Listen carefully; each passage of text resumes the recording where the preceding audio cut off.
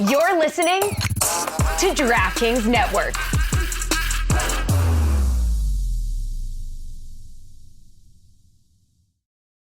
Folks, Smirnoff. I love it. Smirnoff knows there's no I in football. It's a we thing, best enjoyed with good drinks and great company. Home or away, we rally together, cry together, and always rally cry together because there's no I in fandom. Smirnoff, the world's #1 vodka, is perfect for easy, delicious cocktails for fans over 21. As the official vodka partner of the NFL, Smirnoff's award-winning taste has been igniting the collective spirit since 1864. Grab a bottle of Smirnoff at your local retailer and head to Smirnoff.com to find recipes of delicious cocktails perfect for game day. Please drink responsibly. Smirnoff, #21 vodka, distilled from grain, 40% alcohol volume. The Smirnoff Company, New York, New York. Please do not share with anyone under legal drinking age.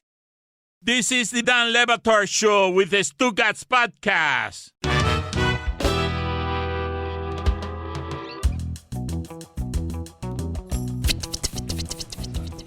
You know what that is? That's like Hannibal Lecter or something, right? Yeah. Shoot. All right, let me try it again.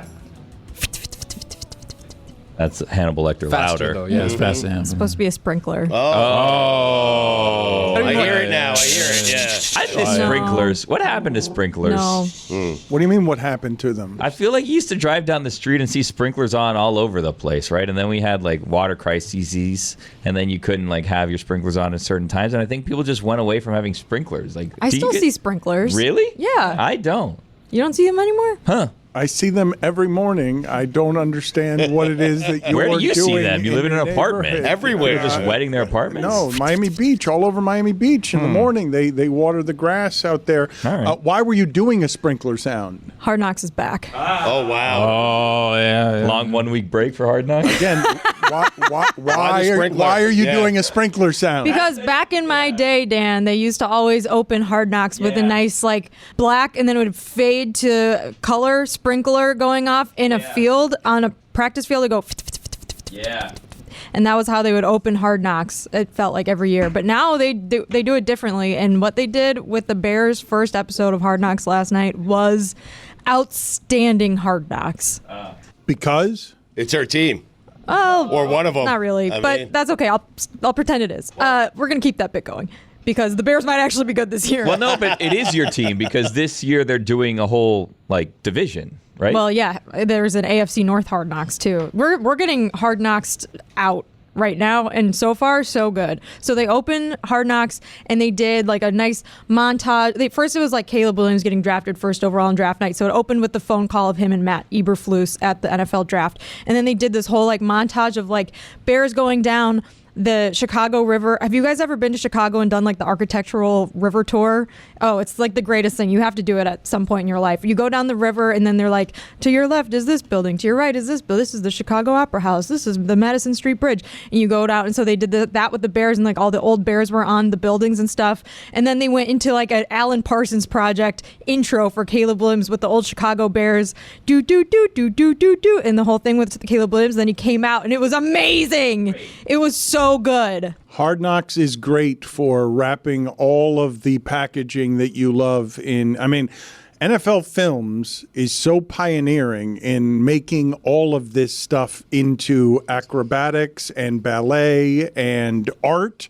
But Hard Knocks, the Giants, was focused mostly on the executives, right? I did see that Eberflus got a makeover, right? He's coming into this season as an entirely different human being. Well, you're skipping ahead to the goods now, Dan. So yes, Giants offseason Hard Knocks was just about like from the end of the season through the draft and free agency and everything until like the training camp starts, basically. So it was like a lot of Joe Shane on a computer. That was basically 4 weeks of that. Riveting. We saw it. Yeah. It actually wasn't bad. I would say if you're a Giants fan or just vaguely interested in football and you want something to watch during the summer, not a bad show. I was pleasantly surprised by it. Yes, Billy. Well, so I have a question because I'm confused, and I feel like other people might be confused too. So there was the off-season Hard Knocks, which was the Giants. Then this is like the regular, what we normally get This Hard is Hard Knocks. Knocks, This yes. is the Bears, and then there's in-season Hard Knocks, and then that's going to be the AFC North. Yeah. Yes. Okay, great. Okay. No, my confusion was that I thought that we were now going on to like the You AFC thought this was North. AFC North. No, AFC no. North is in season. That'll come. Got it.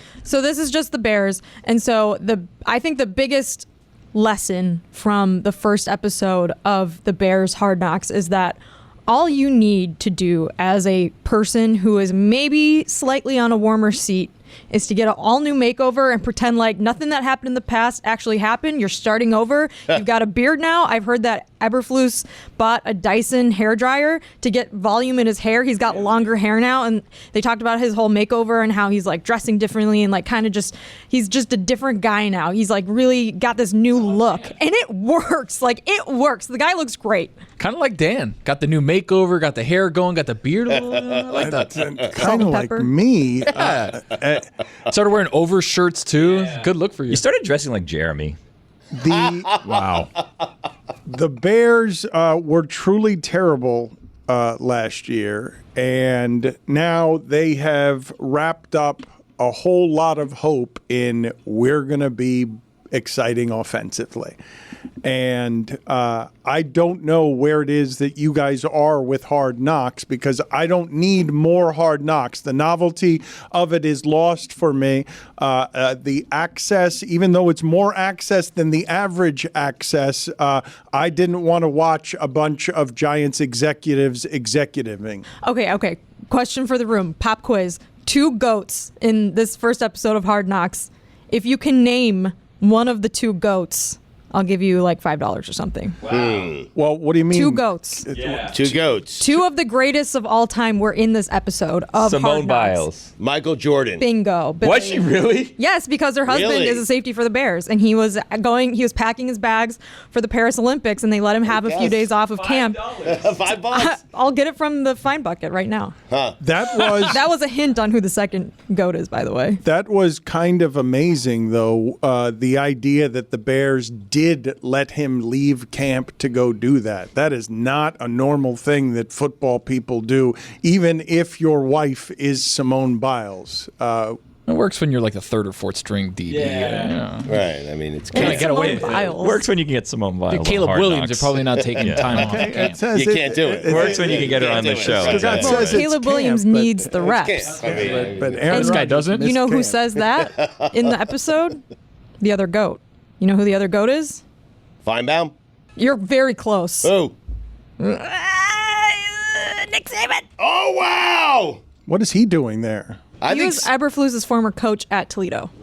Eberflus does Rockets. look more like a coach. I would not rule out Nick Saban coaching again in the NFL. Everyone's talking about Belichick, and maybe he goes to Philadelphia, maybe he goes here, maybe he goes there. I'm telling you, the one thing Nick Saban hasn't done throughout his coaching career is had success at the professional level.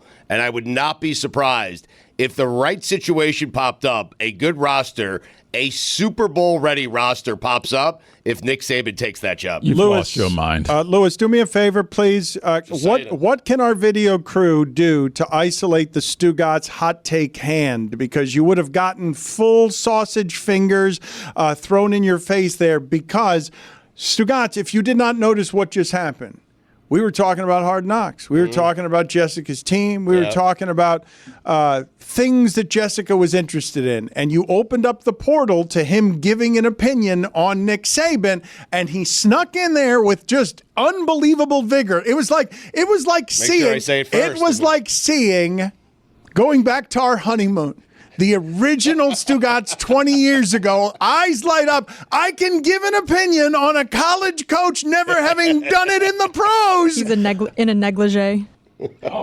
Can I give you some honeymoon. insight into why this happened? It's because I will not indulge this on God Bless Football, because he's tried this a number of times. You're I'm like, right. Stugotz, he was disastrous in the NFL the last time that he was there. Right. He's now retired, and people are considering him the greatest coach of all time, if not one of, if not the greatest coach of all time. If he goes to the NFL, all he's going to do is mess that up. There's no way that he can build on his resume by going to the NFL. It makes no sense, because he can just jump from one team to another. He can do this thing. He can be Savior Nick Saban, come in and talk to people, and he will retire. Well, he's retired already, but he will live the rest of his life as one of the greatest coaches of all time. Why would he mess that up? You think Nick Saban is happy that he's one of the greatest coaches of all time? And you know why he's called one of the greatest coaches of all time and not the greatest coach of all time? Is because of Bill Belichick. And if Saban goes and he goes to the NFL and he has success, he wins a Super Bowl with a team that's ready right now, he becomes, without any sort of discussion, the greatest head coach in the history of football. With one Super Bowl, Billy, Why not take the chance? Because even if he goes there and fails, right, no one's going to walk away and say, oh, Nick Saban, not a great coach. They're never going to say that about him. He's always going to be one of the greatest coaches of all time. This is a chance to be the greatest coach of all time. So what team is that? Chicago, Dallas, Philadelphia. Chicago's Super Bowl ready. Buffalo. They're a Nick Saban away from winning the Super Bowl. I will tell you this. The Bears, Caleb Williams, he has more pressure on him than any rookie quarterback in the history of the NFL. I am telling you that right now. That team was built to win this season or next season. Caleb Williams, if he's good, I said this on God Bless Football last week, and I'll say it again right here. If Caleb Williams is good, the Bears are making it to the Super Bowl. Video, get better at the hot take hand. Please. You guys are all over the place and you can't keep up with the master.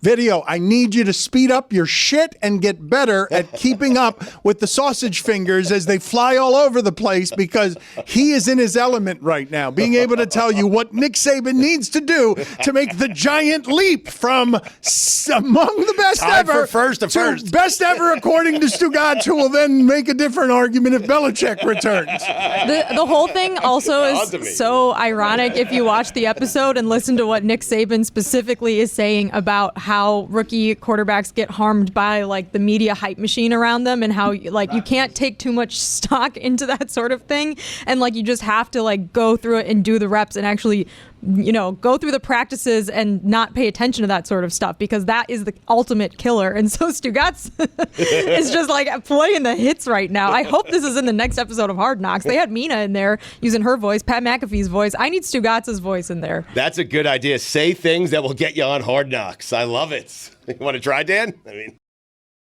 A lot has changed over the years, audience. As you've been so kind in pointing out, my shirt size has changed over the years. Look, I started this show as a 19-year-old boy, and now I'm a 38-year-old dad. But along the way, one staple of my life has been Miller Lite, and those of you that have been listening to us know this. I've been a Miller Lite guy since day one. I've been pretty honest about that. So let's get down to the nitty-gritty. What is the best thing about the original light beer Miller Lite? It sparked this debate way back in 1975, and we still haven't settled it. For me, it's the undebatable quality. It's great taste, and it's less filling. Whether you're out with your friends, at a game, at a bar, in the shower, Miller Lite delivers Miller time every time. You don't have to choose what's best about Miller Lite. It has great taste and is less filling. Tastes like Miller time. To get Miller Lite delivered right to your door, visit MillerLite.com/Dan, or you can find it pretty much anywhere that sells beer. Celebrate responsibly. Miller Brewing Company, Milwaukee, Wisconsin. 96 calories per 12 ounces. Fewer calories and carbs than premium regular beer.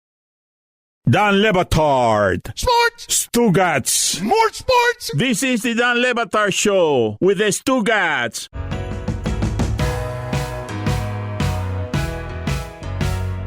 I can't believe the amount of pressure that Caleb Williams is under, and I would not want to work under the conditions, no matter how talented I were. I'm not tough enough in any way to be an athlete, to have to do all the learning that position requires and then have to be ready for the speed of the pro game. It's just not a job I would want, because we have now fast forwarded. It's super interesting to me, Stugotz. We just talked about Deion Sanders. The way that we're doing this to what are still kids, even though like they look like they're in adult bodies, where in college football, we're just making it big business and we're dispensing with any of the nonsense that involves like the illusion of these kids having to be students, because it's the big business of football. You got to get in there, and if you're not good enough, fast enough, get the hell out. You lose your scholarship, you lose your education, you lose your opportunity. Get out. We don't want you anymore. To now have Caleb Williams be a player who was great last year, but was crying on the sidelines when they would lose game, because so far what you have with Lincoln Riley and USC is a failure in a season of great expectations.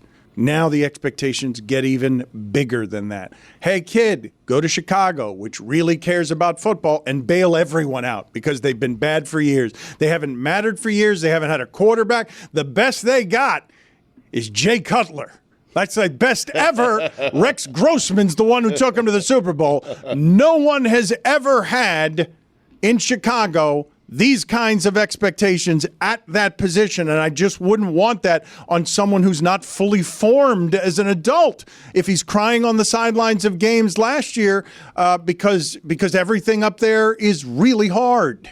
I think that he is like a fully formed adult. I wouldn't go that far. Like, he's obviously, last season for USC was really upsetting because he was putting up these crazy numbers on offense, but then their defense would give up so many points that they were in these like shootouts every single week. And so to go from like a play away from the playoff the year before to finishing the season with 6 losses last year, I think you just saw how much he really, really cared about that team and about making the playoffs finally. And so it was just an incredibly disappointing season for the Trojans. And so I actually don't take anything negative away from that. Like, he cared a lot about winning with that team, and it just obviously did not work out for them. But I will say one other thing, and I'm wondering if you guys noticed this. I feel like the Hall of Fame game and the Hall of Fame enshrinement this year way overshadowed by the Olympics. I was looking through the Hall of Fame enshrinees. Is that what we call them? Yeah.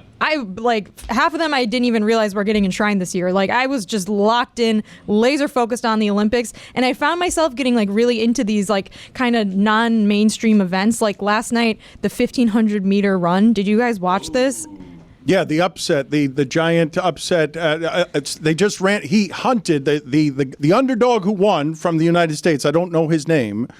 Cole Hawker, I believe. Chased everyone down who ran out of gas because the shorter races are all fast twitch muscle fiber, and the longer races you better have stamina at the end because you will get hunted down by the Femke Bowles of the world. She's incredible, by the way, and I think the 400 meter hurdle final is today, I want to say. But last night they were replaying the 1,500 meter, which is like just under a mile. So they're running it in like 3.5 minutes. And the NBC, I love this because they set up this huge showdown between the runner from Great Britain and the runner from Norway, who are both like prodigies in this event. And they were like, this is an ultimate competition. Like, is the Norwegian guy going to defend his gold medal? And like, blah, blah, blah. And like, they've been going back and forth, like jawing at each other for years over who's better 1,500 meter runner and stuff like that. And then like the last 100 meters, the American just comes out of nowhere up the side and wins the gold medal. And both of them lost the gold medal. And it was like the Norwegian guy didn't even get on the podium. And another American who actually went to Notre Dame, Jared Naguse, he won the bronze by like, he was almost in silver. So both of these guys were like this close away from not even getting silver or gold. The other guy didn't get anything. It was freaking bananas. To Stugotz's point, was that yesterday? Was that today? Was that in the morning? Was that last night? It was yesterday at like 3 o'clock, and then they replayed. Do you watch 3 o'clock in the morning? No, like in the afternoon. It was like one of the main events. There's games and matches and things that happen at like 4 o'clock in the morning. I don't even know what it is, and then they play them tomorrow. When I watch the steeplechase, I want to know I'm watching it for the first time. That's all I'm saying. I watched it last night. The one who the runner who won the gold medal 4 years ago was defending the gold medal. She had a big lead. She got caught. She didn't defend her gold medal. She won silver, and someone new won gold. Yeah, I'd like to know I was watching that for the first time. Well, you were, because you didn't know what had happened to it already. But I'll give you a little cheat sheet, Stugotz. I don't know what time you get home from work, but what I've been doing, I get home in the afternoon, I turn on Gold Zone, and when you turn on Gold Zone after like 2, 3 o'clock, you're getting sort of like the prime time events, like the stuff like the USA men's basketball yesterday, which was on like in prime time in France, so it was 8 o'clock at night, which is I guess 2 o'clock here or 3 o'clock here. So you're watching like the prime events in the afternoon live, but then they curate the best events from the day and replay them on NBC starting at 8 o'clock, hosted by Mike Tirico. And they'll add in like certain different elements, like this thing with the 1,500 meter race. They added this like package that they made about these two runners like going at it and like hating each other, even though they already knew like the American guy was just going to come out of nowhere. So they had him and the other American that won come in the studio and do an interview afterwards. So it was great. Honestly, I've been enjoying, and I will watch things twice if they're good. I don't give a shit. So I watched that 2 times and it was just as good the second time. Regarding Femke Bowles, Stugotz, I don't know if you have seen her, but in the relay, she just hunted down incredibly fast people from unfathomable distances.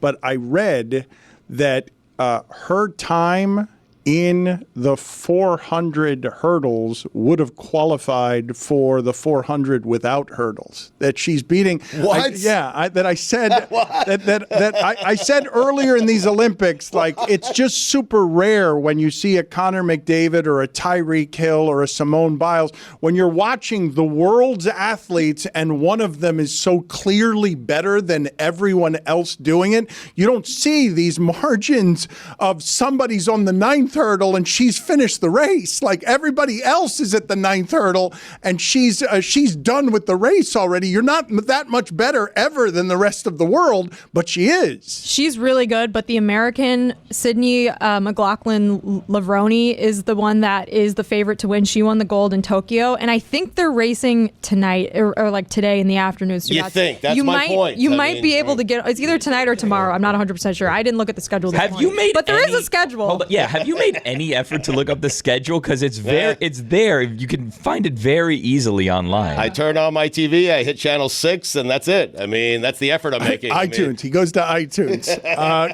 Oh my God! On Channel 6 the other night, one of the reporters, they sent them to Paris and they went to that store that has like 150 different types of butter. Have you guys heard of this place? Oh my God! It's in France. They have like 150 different types of butter, and you can go there if you're a tourist, and you buy whatever butter you want, and they'll vacuum seal it so you can bring it home. It's crazy. Wow. There's so many different types of butter. 150 types of butter, like different animal Different butters? flavors, like everything. It's too much. I mean, The Give me a stick of butter. excitement in Jessica's voice at the idea of having 150 choices for butter. You can hear her mouth watering. Is it all butters or margarine? Like, what's the deal? No, it's butters. They're all butter. Really? Apparently, Margarine's it's out. The real illegal stuff. to sell butter in France that's under 82% milk fat or something like that. So I their like butter is that. like super creamy. Yeah. We have an entire state dedicated to making dairy products, and yet I don't think Wisconsin has a single store that sells 150 different types of butter. They need to get on that. Yeah. Circling back around, Stugotz, on Hard Knocks, I am not intending to infantilize Caleb Williams. I simply don't think of any rookie entering sports to be a fully formed adult because I believe that people who get that far, top 1% of the top 1%, kind of have to be lopsided all of their life in order, obsessive compulsive, to be that good. You can't do it without caring in a way that's unreasonable, and all sorts of other things are going to fall by the wayside that you're going to learn later in life. So I did not mean to suggest that Caleb Williams is any kind of weak. I just don't think of rookies ever as adults thrown into a piranha pool. I think of rookies as still being kids, even though they're of age to be adults. He's 22 years old, Dan. So I would say that he's a kid. He's a kid. He's a young adult, okay? And so I agree with you because when you graduate college, you're 22 years old, you don't have this type of pressure on you. At least not right away. Eventually, you'll have some pressure in life, but you won't have it the second you graduate or the second you leave the university that you decided to attend. The reason he has so much pressure is combination of market. It's a fan base that is starving for a quarterback, and the team is ready now. They were 7-10 a year ago. The defense is good. They have good wide receivers. They picked up Keenan Allen, and their coach has a beard now.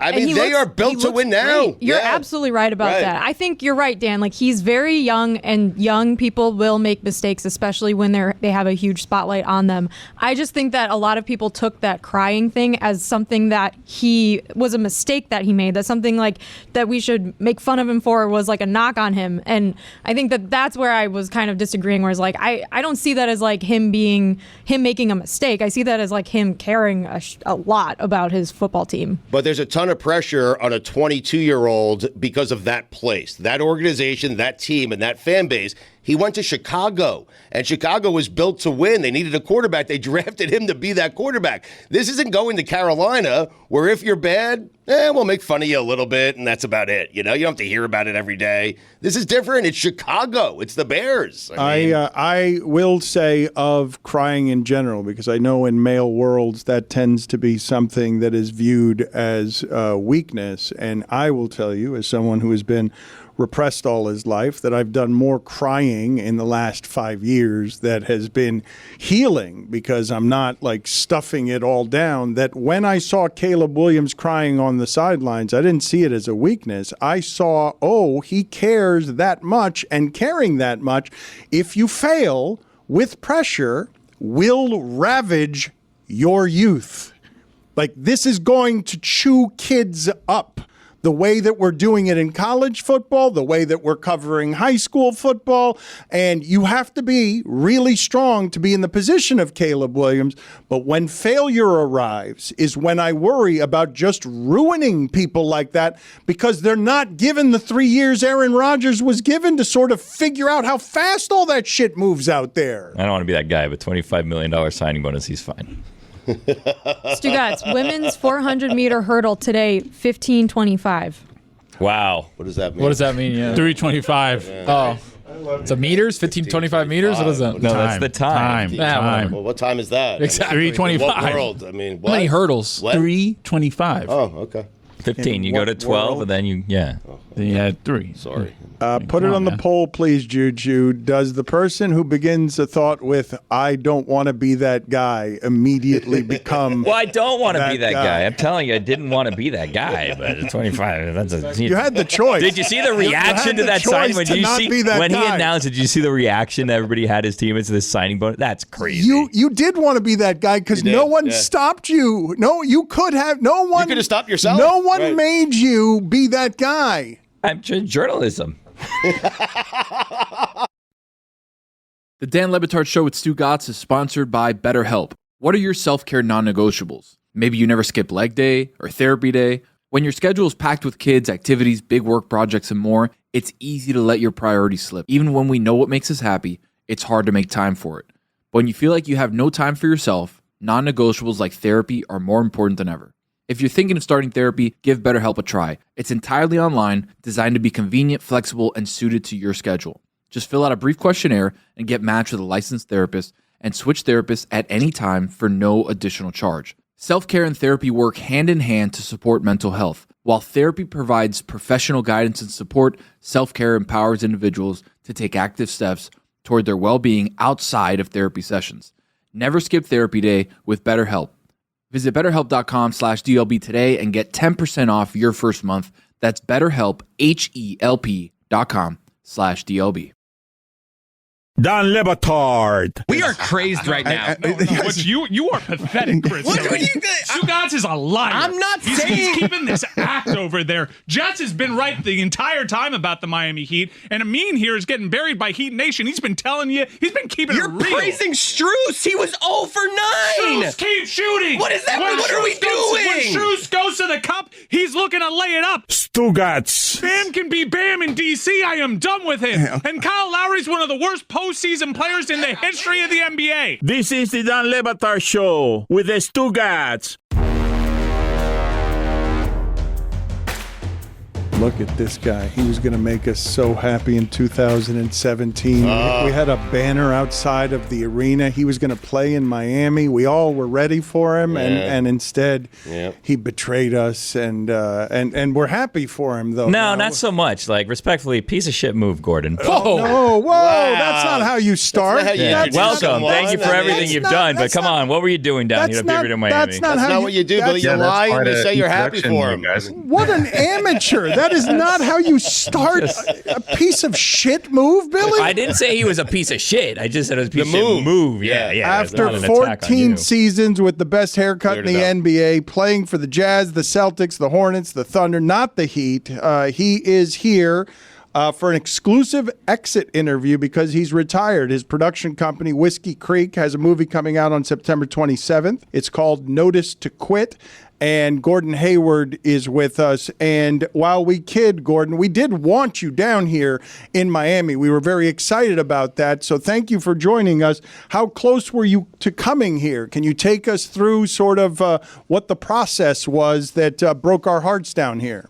Yeah, thanks for having me on, guys. That was a super tough decision. I basically visited 3 teams. I started with Miami, then did Boston, then finished with Utah, meeting with all those teams. And I remember vividly telling my agent after each meeting, so I started with Miami and I'm like, I want to go to Miami. We don't even need to do the other meetings.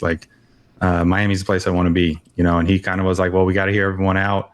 The Heat have always been a first-class organization. So I was really, really close to signing there.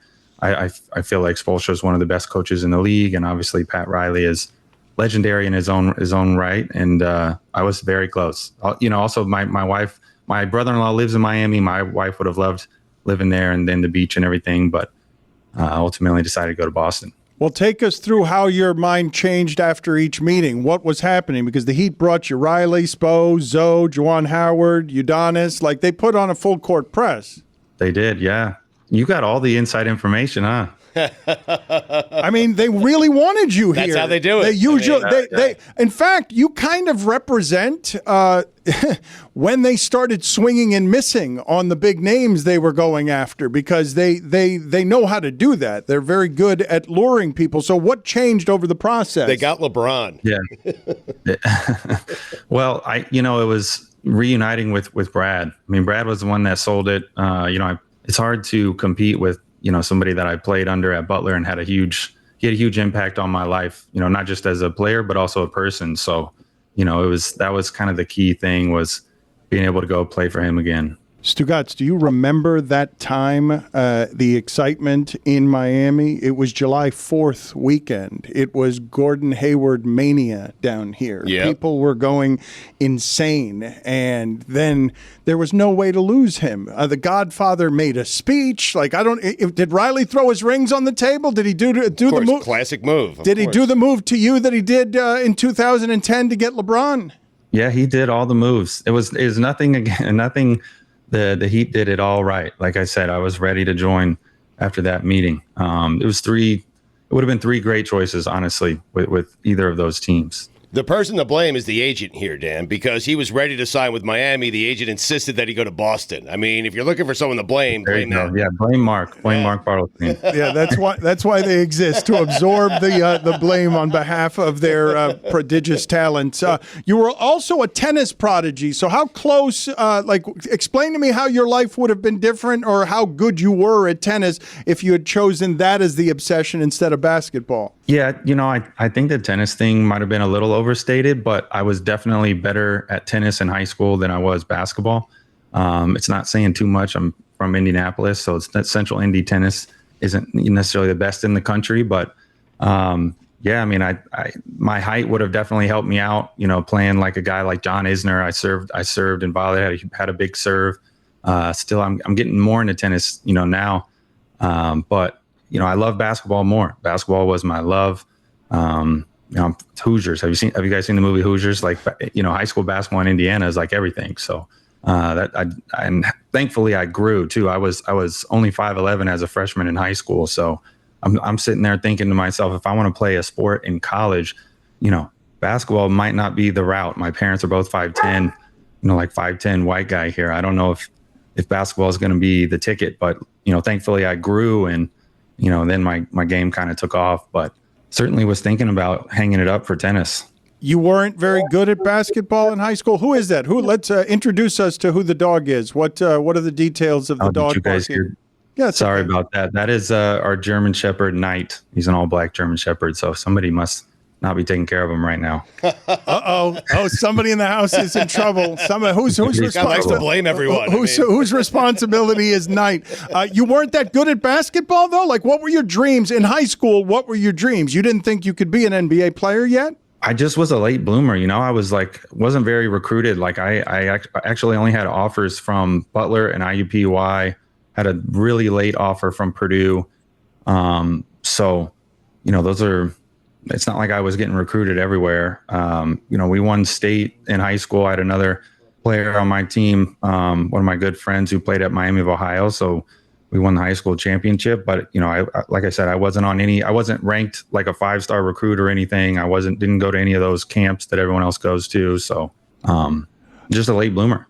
At the risk of upsetting you, this is not the intention to upset you because of the way Billy started, but I just want to play the call of what would have been different and how much haunting there is, because you're playing against Duke and Gordon Hayward's about to beat him. Gordon Hayward can knock off Duke as the late bloomer. Let's play that call here. It's Hayward pulling it down, getting around Zubac at midcourt, launches the shot. Oh, it almost went in!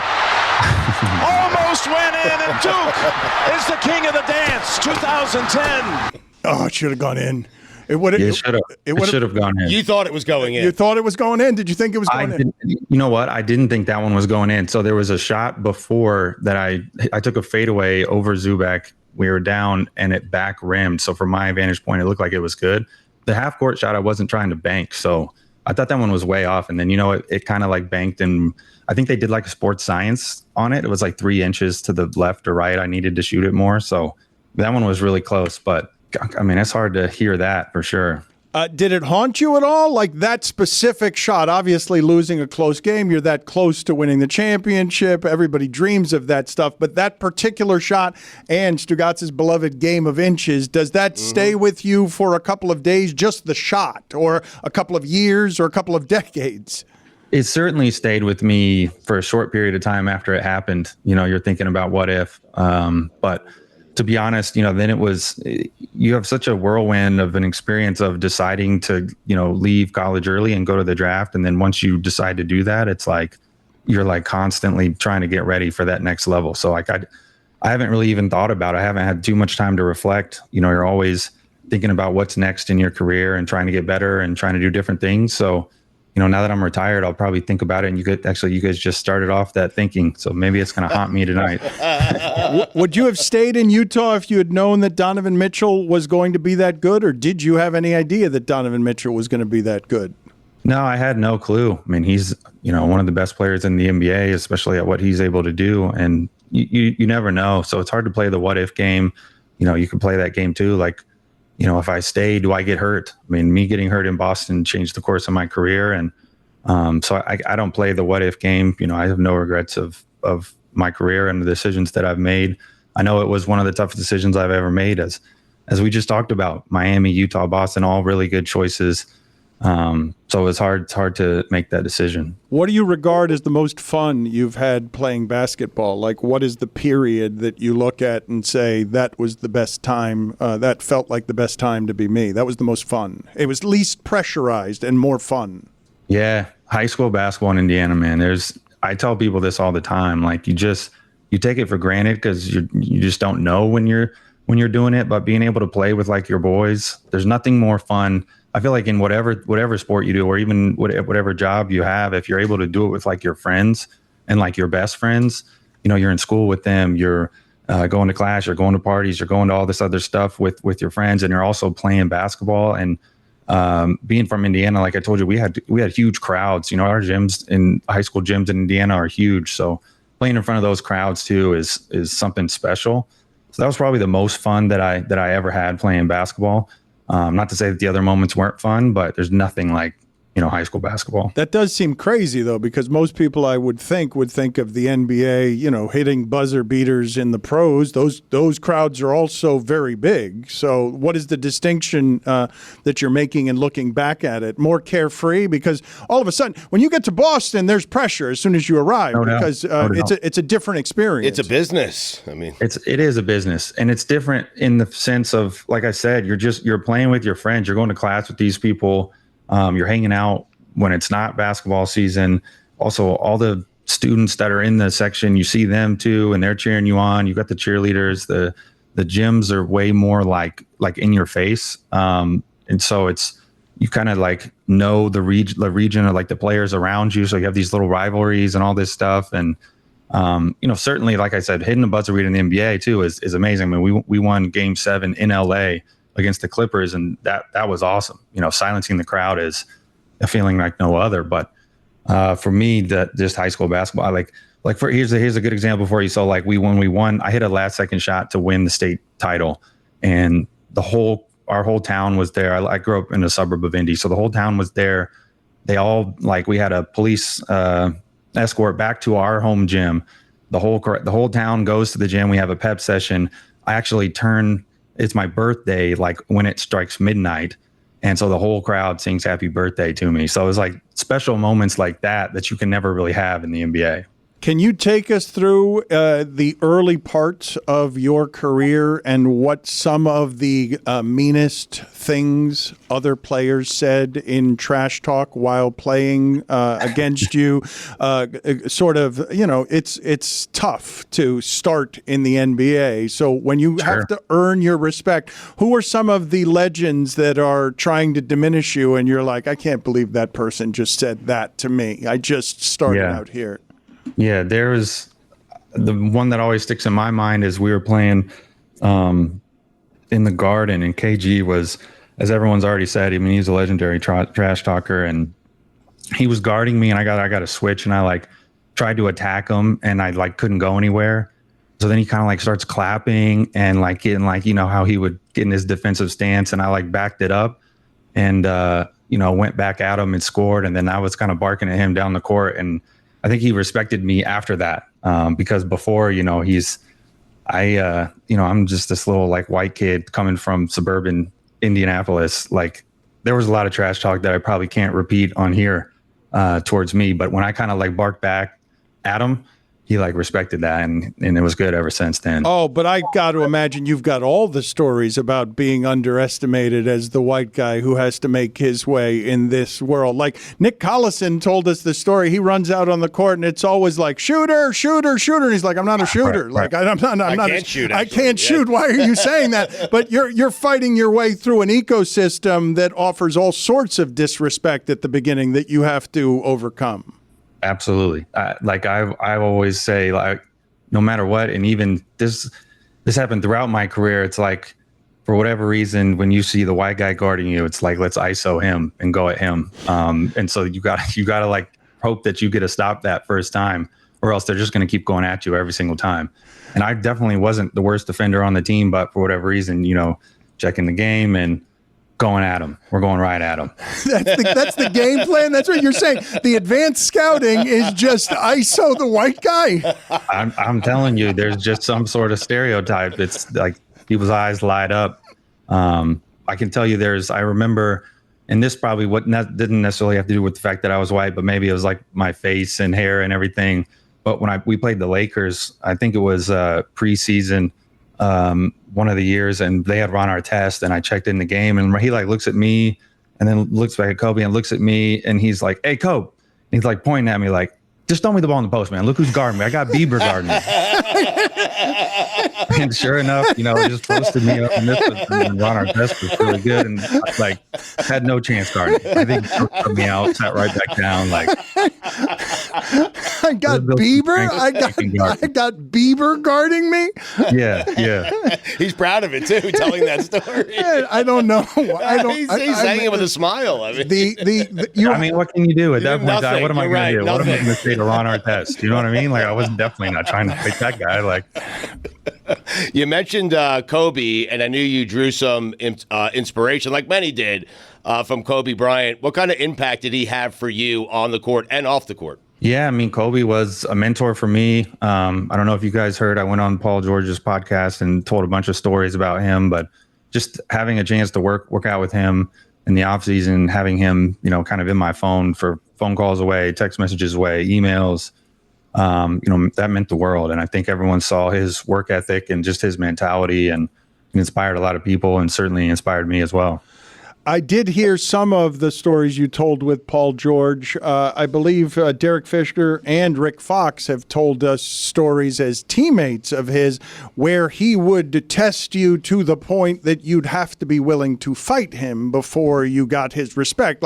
As a teammate, what do you regard as your best basketball war story? Does it involve Kobe or does it involve somebody else? If you had to show off one of the stories from your war chest that always is a hit at parties when people meet Gordon Hayward because they want to hear about some of the stuff that happens inside that only you guys know about. Well, my Kobe stories are probably my go-to, which I've told before, but there was I remember when I was in Utah, I had this marketing scheme. I play League of Legends. I was talking to one of your guys, backstage guys, about it. But I put out a tweet or an Instagram or something about being the best. I can beat anybody one-on-one in the NBA. I can beat LeBron one-on-one, but I was teasing saying like in League of Legends. And we happened to play them like a week afterwards. And I got a text from somebody from Cleveland saying like, dude, why'd you do that? Like LeBron's talking about it. Like, why would you like piss him off out of all people? And we go and play the game. And I kind of went back and forth with them and ended up hitting a game winner against them at home in Utah. And so that was pretty cool feeling. As we speak here, Lauri Markkanen has just signed a $230-some-odd million contract with Utah. You were born too early, Gordon. You got plenty of money, but when you see some of what it is that's happening in the NBA financially right now, your thoughts are generally what? Great time to be an NBA player, for sure. I was extremely blessed with the time that I even came in with the contracts that I was able to get. So it's a good time to be, an NBA fan, good time to be an NBA player. The game's definitely growing. So happy for everybody that gets these types of contracts. Lauri's a really good player. Yes, he is. We're going to put up a picture here of you in 2020, this mustache. And you look like the original Celtic is what the tweet is. Like the first one? Yes, the very first one. The original one. You looked like you were in a barbershop quartet as well. What is happening here? Great. It looks so good. You seem delighted by that look. What is happening here? So you like that look? Oh yeah. It's wonderful, awesome. but it's aggressively ironic, I'm assuming. You're doing this purposely to enrage the people who love you. Yeah, so the interesting thing about that is for whatever reason, all like a bunch of guys are the ones that comment that they love it. And all the women are like, you look so stupid. You look creepy. Like my wife hates that. She hated that. And I really was doing it to annoy her because this was in the bubble that I had this. So there was a bunch of people that just for whatever reason were skipping barbers and stuff. So that was certainly a unique look. That was one of my favorite looks. But what did your wife have to say about that? Oh, she hated it. She's like, I'm not kissing you with that. They always say that. Then they come around, Gordon. My wife says the same thing when I have rocked the mustache. And then all of a sudden, 2 weeks later, she wants to give me a kiss. What do you want me to do? Okay. Yeah. They'll come around, huh? It doesn't sound like she came around. It doesn't sound. You had to shave it off. It sounds like. Yeah, I'm not rocking it anymore. So it doesn't sound like your experience was the same as Tony's there. I have not heard you talk, and I don't wish to bring up a sore subject, but when you say your career was altered by that injury in Boston, I really was heartbroken for you to get 5 minutes into your career in Boston and suffer that injury, which just seemed horrific. And I don't imagine, I saw a photo of Alex Smith the other day in his leg. I don't assume that your career was the same after that because I don't assume your body works the same after that, no matter the healing properties of youth. What can you tell us about that heartbreak? Because to be betrayed by your body when your body has carried you to all sorts of confidence and it's just a random thing, I don't know how someone endures something like that. Yeah, that was tough. It was certainly a play that I did like once a game. Me and Joe Ingles had a connection where he'd throw me an alley-oop, and it was a play that I did for a long time. And it was just same type of play and freak accident and stuff like that. It happens in basketball. So, no ill will towards anybody on how it happened. But yeah, it was certainly tough. Your body has to change and try to adapt. And, I can't say for certain, but I basically was like almost 100% healthy through my first 7 years with the Jazz and in my career. And then after that injury, it seemed like I had another injury like every year since. And a lot of them on that same side too. So, it's your body changes and tries to adapt. And the doctors did a tremendous job just getting me back out on the court and able to run again. Because, in the moment, it's like I'm thinking to myself, like, am I going to be able to run again? Like, am I going to be able to play with my kids? Like, what? Just because my ankle is just dangling. Like, it's just dangling there. And, I think just for me to be able to get out on the court again was triumph for me in and of itself. But just had to put a lot of effort and work to try to just get back to where I was. When you watch Boston win the championship, are you happy for Boston because his friend Brad, right? Some people there, or is it bittersweet because you also you had dreams of doing that there? I think if you would have asked me like the year I left, I would have been like pissed off about it, like rooting against them. But I still have so many good relationships in Boston with the people that are there. So I was rooting for him. Joe Mazzulla was an assistant when I was there, and he's awesome. Me and him were really close. JT and I also were really close, and so a lot of those guys. You're just obviously Brad moving to be the GM. Certainly I wish it would have happened when I was there. We had the talent to make it happen when I was there. But it's hard to win in the NBA and to get the right formula. There's just little things that have to go your way. And, I think they're going to be obviously favorites for years to come. They just are they're in that window right now where everything's lining up. On the flip side, when you see the Heat win the Summer League championship, you regret not coming here. The more recent one. I didn't even know the Heat won the season. Yeah, right. Oh, that is. You're doing same here, a lot of stuff with your retirement. It can be very difficult to find your way after making your identity for as long as you have as an athlete. It's a really hard thing, retirement. You've got a production company, as I mentioned. Notice to Quit is the film. It's From Whiskey Creek. It's in theaters September 27th. What are you doing with both your production company and your retirement? Yeah, I've always been interested in movies, and so I'm looking forward to telling stories and making movies. As you mentioned, we got this movie Notice to Quit coming out, starring Michael Zegan, Casa Bella Suarez. Simon Hacker wrote and directed it. He actually was the guy who did my comeback documentary for the Players Tribune. He's super talented. If you've ever seen Marvelous Mrs. Maisel, the show, Joel Maisel, that's Michael Zegan. He's the lead. He's amazing. And, this film is about kind of like, it's about father-daughter relationships, kind of like work balance relationships, something that I completely understand, and kind of figuring out what's important in life. And takes place set in New York and in the summertime. And so everyone's got to go out and see it. Like you said, September 27th is when it comes out. So I'm super proud of the movie and, everything that we were able to accomplish. And so I'm looking forward to getting everyone a chance to see it. Did you have work-life balance as a player? To be as good as you were tends to take an obsessive compulsiveness that doesn't allow for many other things. You're exactly right. And I tried to do the best that I could. I think my wife is the real star, as I think every athlete would tell you, with a family, with kids. Like, she was unbelievable in allowing me to, kind of do my thing.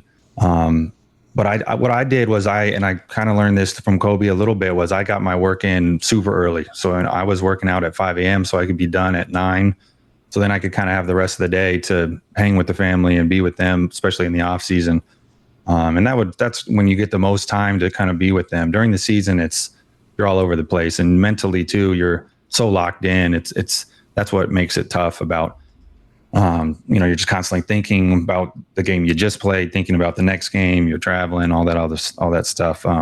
So I am looking forward to being more around with my kids and being more around with my family and getting a chance to do more with the movie. I'm going to go to Skywalker Ranch and do kind of some of the final sound editing with Simon. And so getting a chance to do those things, I'm really looking forward to.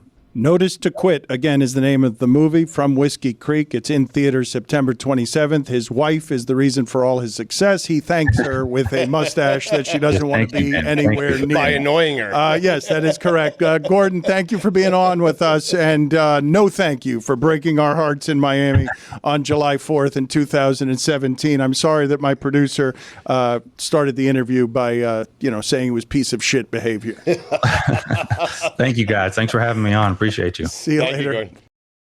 A lot has changed over the years, audience. As you've been so kind in pointing out, my shirt size has changed over the years. Look, I started this show as a 19-year-old boy, and now I'm a 38-year-old dad. But along the way, one staple of my life has been Miller Lite, and those of you that have been listening to us know this. I've been a Miller Lite guy since day one. I've been pretty honest about that. So let's get down to the nitty-gritty. What is the best thing about the original light beer Miller Lite? It sparked this debate way back in 1975, and we still haven't settled it. For me, it's the undebatable quality. It's great taste, and it's less filling. Whether you're out with your friends, at a game, at a bar, in the shower, Miller Lite delivers Miller time every time. You don't have to choose what's best about Miller Lite. It has great taste and is less filling. tastes like Miller time. To get Miller Lite delivered right to your door, visit MillerLite.com/Dan, or you can find it pretty much anywhere that sells beer. Celebrate responsibly. Miller Brewing Company, Milwaukee, Wisconsin. 96 calories per 12 ounces, fewer calories and carbs than premium regular beer.